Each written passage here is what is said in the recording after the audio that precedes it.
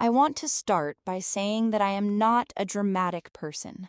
I have never in my life been the woman who throws dishes or reads her husband's texts over his shoulder or interrogates him about where he's been. I was raised to believe that trust was the foundation of a marriage, and for 11 years I gave mine completely, without hesitation, without condition. I want you to remember that about me as you read this, because what I did when I found the truth is going to surprise you, and I need you to understand who I was before it happened so you can understand who I became after. My husband's name was Marcus. I say was not because he's dead, but because the man I was married to, the man I believed I knew, doesn't exist anymore. There's a person with his name and his face who lives in an apartment across town and sees our daughters every other weekend. But Marcus, my Marcus, the man I fell in love with at 24 at a mutual friend's barbecue, the man who cried when our first daughter was born and slow danced with me in our kitchen on random Tuesday nights, that man was a fiction. Or maybe he was real once, and something replaced him so slowly I never noticed the seams. We had been married 11 years when I found the phone. Our daughters were 9 and 6 at the time. We lived in a 4-bedroom house in a suburb of Columbus, Ohio. Good school district, nice neighbors, the kind of block where people wave from their driveways. Marcus worked in corporate logistics. I worked part-time as a dental hygienist and managed most of the household. From the outside, and I know this because people told me constantly, we looked like the couple that had figured it out. Friends asked us for marriage advice. His mother called me her favorite daughter-in-law, a joke that landed because I was her only one. The phone was in the inner zip pocket of a gym bag, not his regular gym bag, a newer one, black with a gray stripe that I had assumed he used for work travel. He'd been doing more of that lately, traveling for work, more overnights, more late calls with the West Coast team. I had not questioned any of it. I had packed his bag sometimes, kissed him at the door, texted him that I loved him, and gone back to managing our life. I found the bag because our youngest, Maya, had a soccer tournament and we couldn't find her shin guards anywhere. I was digging through the front closet, pulling things down from the top shelf, and the bag fell. The main compartment had some toiletries in it. I was about to zip it back up when something made me check the inner pocket. I don't know why. Instinct, maybe. Or something I had been trained by years of careful obliviousness to finally stop ignoring. It was a Samsung, not an iPhone, which is what Marcus used. It was a Samsung in a plain black case with no markings. It was powered off. I stood in the hallway for a long moment holding it. Then I put it in the pocket of my hoodie, found Maya's shin guards under the bench by the door, took my daughters to their tournament, cheered for 2 hours straight, bought them both hot chocolate on the way home, put them to bed, and waited for Marcus to get back from his run. He came home, showered, sat next to me on the couch and watched 40 minutes of a documentary about the ocean. I handed him a glass of water. He kissed me on the temple when he went to bed, and I sat on that couch alone, with that phone sitting in my hoodie pocket on the hook by the front door, and I made a decision about how I was going to handle this. I was not going to confront him. Not yet. I'm a planner, I always have been. When emotion rises up in me, the first thing it does is sharpen my thinking, rather than cloud it. That's not a boast, it's just how I'm wired. And honestly, it's something I've had to work on in therapy, because it can make me seem cold. But in that moment, alone on my couch at 11:30 at night, that particular wiring saved me. The next morning, after Marcus left for work and the girls were at school, I plugged the phone into a charger I had for an old Android and waited. It powered on. There was no lock screen pin. I want to sit with that detail for a moment because it tells you something. He wasn't worried about me finding it. He was that confident. The phone had one app that mattered, a messaging app, not a standard one of the encrypted kind with a name I'd seen advertised as being for privacy. There was one contact saved under no name, just a little red heart emoji. I opened it. I want to be careful about how much I describe here, because some of it I genuinely cannot write without going to a place I've worked hard to climb out of. I'll tell you the facts. There were messages going back 2 years and 4 months. 2 years and 4 months. Maya had just turned 4 when this started. I had just gone back to work part-time. I remembered that season vividly. I had been tired, stretched thin, trying to rebuild some sense of myself outside of motherhood. I remembered being grateful that Marcus had seemed so patient with me that year, steady, supportive. God. The woman was named Joelle. I knew her. That's the part that knocked the wind out of me completely, because I had steeled myself for a stranger, some woman I'd never met, an abstraction I could hate cleanly from a distance. Joelle was not a stranger. Joelle had been a bridesmaid at our wedding. Not my bridesmaid, she'd been Marcus's college friend, close enough to the inner circle that she stood on his side during the ceremony. She had held my bouquet while I fixed my dress. She had danced at our reception. I had liked her.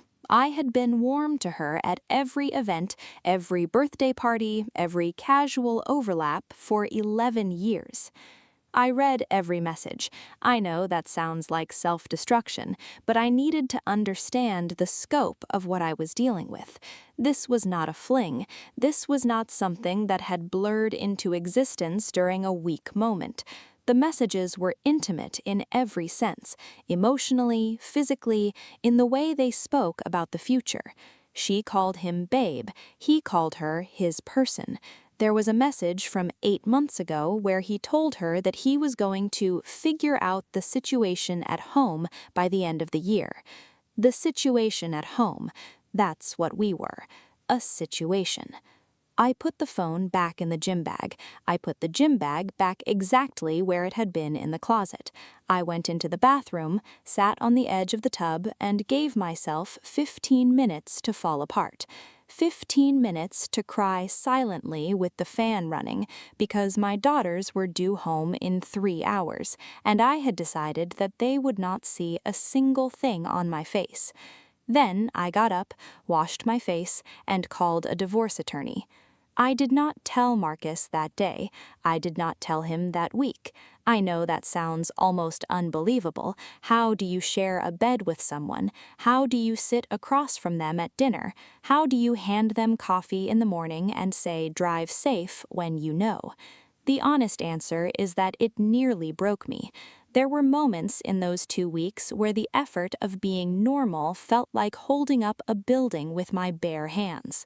There was one night where he put his arm around me in bed, and I lay completely still, staring at the ceiling, and counted my own heartbeats until I could breathe normally. But I needed time. My attorney told me what I needed to do, and I did it quietly and carefully. I documented, I photographed, I secured financial records. I moved a portion of our joint savings into my own account. The attorney said I was entitled to do this, not to be vindictive, but because I had been warned that when things became real, some people act impulsively, and I needed a cushion. I told him on a Saturday morning. The girls were at my mother's for the weekend. I had arranged that in advance. I made coffee, put 2 mugs on the table, and sat down across from him. He knew something was wrong immediately. I watched his face shift. He asked what was going on. I said his name, I said Joelle's name, I said I knew about the phone, and then I stopped talking. He tried everything. He tried denial for about 90 seconds before he seemed to understand that was pointless.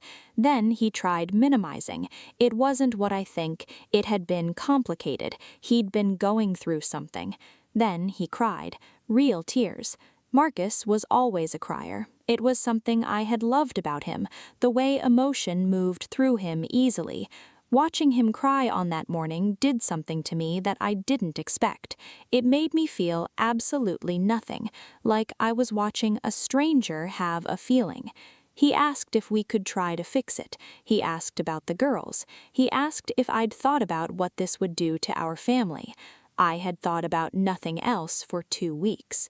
I told him that the process had already begun, that he should get an attorney, and that I would be reasonable about everything to do with our daughters, because they were the only thing that mattered to me in all of this. He slept in the guest room. He was out of the house within 6 weeks. The divorce took 8 months. It was not ugly. I had prepared too well for ugly, and I think Marcus knew it. We agreed on shared custody, fair division of assets, no drama. I kept the house for the time being because uprooting the girls from their school and their neighborhood felt like punishing them for something they had nothing to do with. Marcus pays support on time, to his credit. He is a good father. I have never believed otherwise, and I won't say otherwise because my daughters love him, and they deserve to love him without my bitterness attached to it. Joelle, as far as I know, is still in his life. I don't ask. I don't want to know.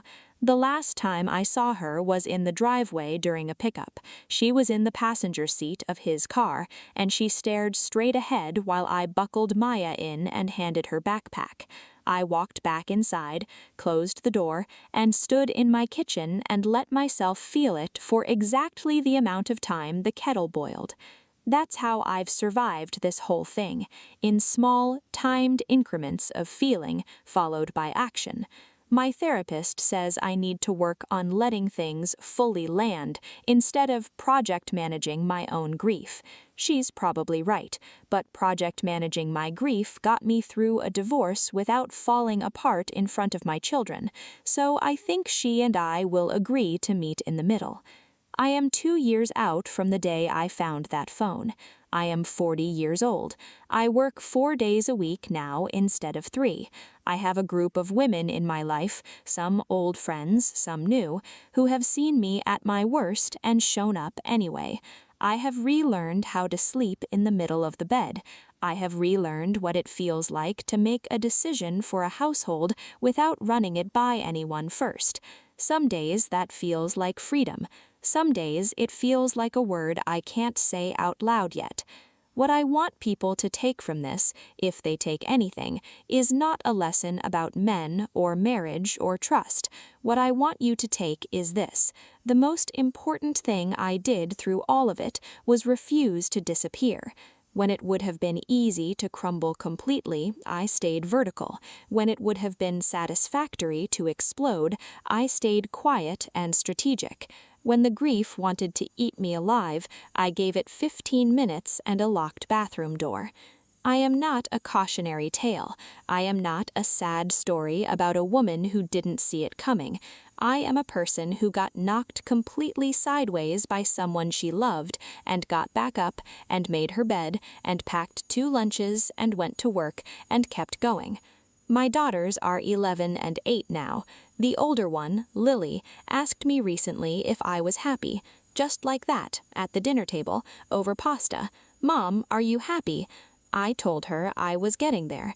She nodded like that was a satisfying answer and asked for more Parmesan.